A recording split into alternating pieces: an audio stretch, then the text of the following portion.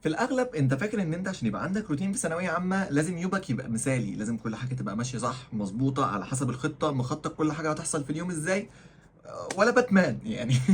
انا مش لاقي سبب لكل ده غير ان انت باتمان. بس خليني اقول لك بصراحه الموضوع بيبقى ابسط من كده بكتير. فكره ان يبقى عندك روتين في ثانويه عامه او روتين في حياتك عموما هو ان انت تبقى مرتب حياتك ماشيه ازاي، بحيث ان لو حياتك تاهت منك او لو الدنيا تاهت منك يبقى عندك اصل تعرف ترجع له، يبقى عندك حاجات ثوابت انت حاططها. الحاجات دي لازم تحصل، لو ما حصلتش يبقى في حاجه غلط. وهي دي فكره الروتين، احنا حاطين ثوابت. هل معنى كده احنا مخططين ال 24 ساعه هيمشوا ازاي؟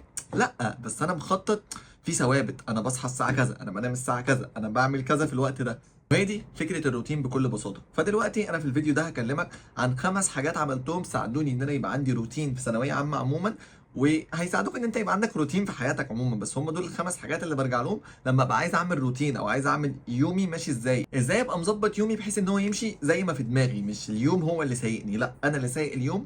انا اللي عندي حاجات اساسيه لازم تخلص في اليوم. مش معنى كده ان كل يوم هيبقى انتاجي قوي جدا، مش معنى كده ان انا كل يوم هبقى بيرفكت، بس معنى كده ان انا كل يوم هيبقى فيه على الاقل حاجات مينيمم لازم تحصل. واول حاجه وحاجه من الحاجات الاساسيه عشان تقدر تبني روتين في ثانويه عامه او روتين في حياتك عموما هي ميعاد صحيانك والساعه اللي بعد ما تصحى بتعمل فيها ايه. صدقني الساعه دي ميعاد صحيانك ان هو يبقى ميعاد ثابت، والساعه اللي بعد ما تصحى دي اخطر حاجه في اليوم. الساعه دي اللي لو انت عرفت تثبت فيها روتين او حاجات معينه بتعملها هي اللي هتخليك تقدر كل يوم تنتج، او هتخليك كل يوم تتوه او تروح ناحيه التشتت او تروح ناحيه الحاجات دي. يعني لو انت اول ما بتصحى بتمسك الموبايل غالبا انت مش هتقعد مده معينه وبعدها تذاكر، انت هتقعد على الموبايل تسكرول لحد ما تزهق وبعدها تقوم تذاكر. وده في الاغلب هيضيع منك وقت كتير، غالبا ساعتين كل يوم هيضيعوا، ودماغك هتبقى متشتته.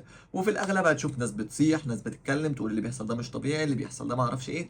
هتتشتت، هتبعد عن كل حاجه انت محتاجها عشان تركز. عشان كده بجد الساعه اللي اول ما تصحى دي اخطر ساعه في اليوم. بدل ما تقعدها على الموبايل خليها ساعه. كده كده مش هتذاكر في الساعه دي، انت كده كده لسه بتفوق. بس بدل ما تقعدها مع الموبايل خليها ساعه بتفوق فيها، بتصحى بجد. يا جماعه احنا الموبايل واخد مننا حياتنا حرفيا، احنا بنصحى نقعد على الموبايل، قبل ما ننام نقعد على الموبايل. لا، عيش يومك، خليها ساعه انت بتعمل فيها حاجه. يعني هصحى من النوم، هصحى افوق اغسل وشي ما اعرفش ايه، هروح اصلي اقرا اذكار الصباح اللي انت فاكرها هتاخد وقت كتير جدا، انت ممكن تاخد منك دقيقتين حرفيا ولا اكتر ولا اقل.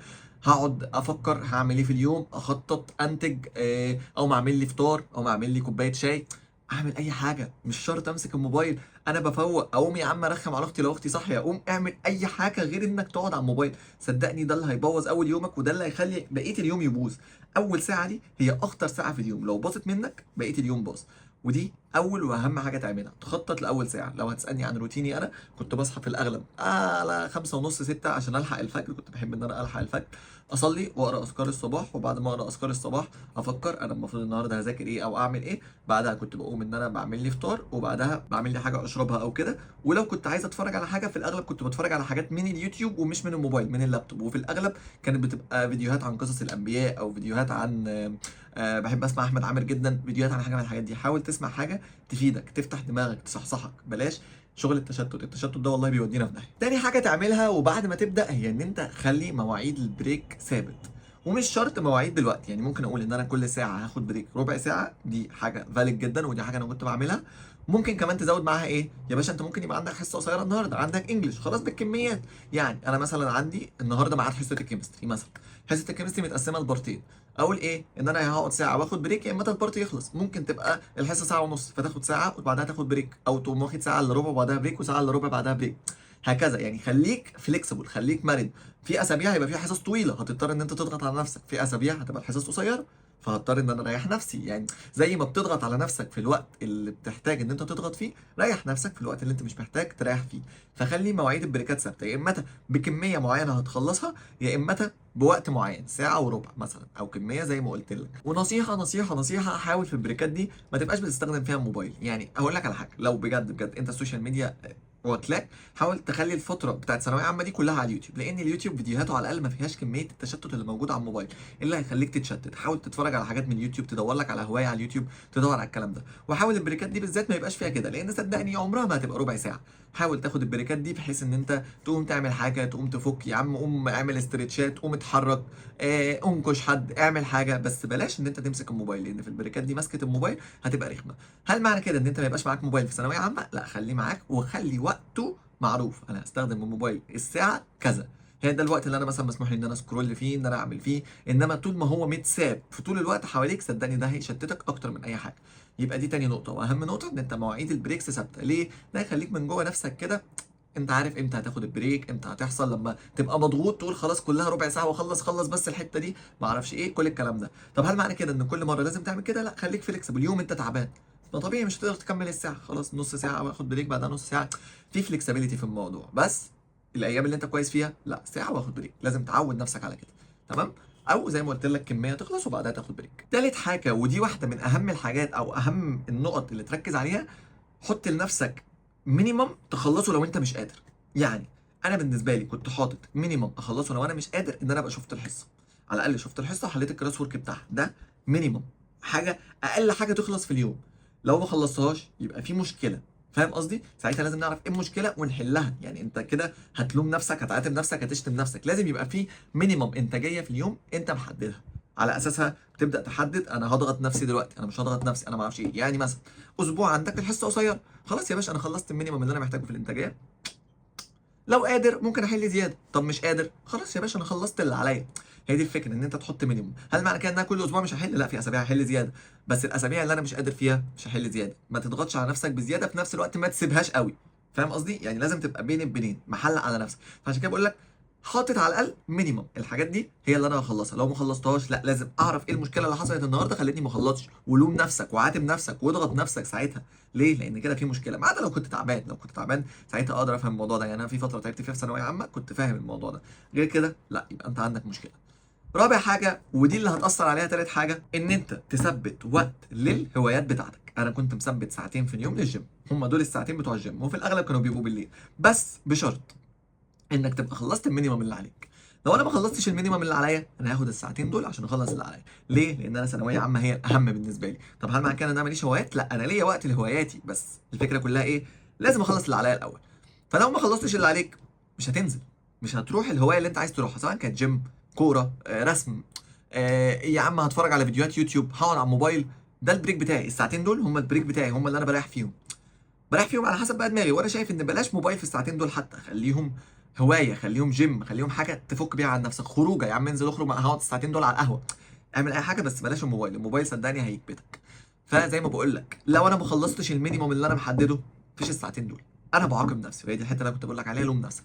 انا هعاقب نفسي، مش هاخد الساعتين دول، مش هنزل خلاص. انا ما استاهلش ان انا انزل. قول لنفسك كده، قول لنفسك انا ما استاهلش، انا ما خلصتش، انا خلصت النهارده. احنا هنقعد الساعتين دول نعرف انا ما خلصتش ليه، وخلص الكلام ده بكره. دي حاجه من اهم الحاجات اللي تعملها. تمام؟ يبقى رابع حاجه عشان يبقى عندي روتين ثابت، ان انا اخلي وقت لهواياتي. لان لو ما فيش وقت، يعني هحس ان انا مش انسان اصلا، وساعتها مش هتقدر تكمل. لازم يبقى في وقت، بس الوقت ده مش احقيه، مش دايما هاخده، لا هاخده لما اخلص اللي عليا. وده هيجبرك انك تخلص اللي عليك، بالذات لو بتحب الحاجه دي. زي ما قلت لك كانت بالنسبه لي جيم. خامس حاجه، خلي عندك مع النوم ثابت، وحاجات بتعملها قبل النوم ثابته. لو هتسالني بالنسبه لي انا كانت ايه الحاجات دي يا باشا، هي كانت ان انا اصلي العشاء وبعدها اصلي ركعتين 4 او 6 قيام ليل على قد ما اقدر. وصدقني صدقني صدقني، من احلى الحاجات اللي مش تعملها في ثانويه عامه، اللي تعملها في حياتك.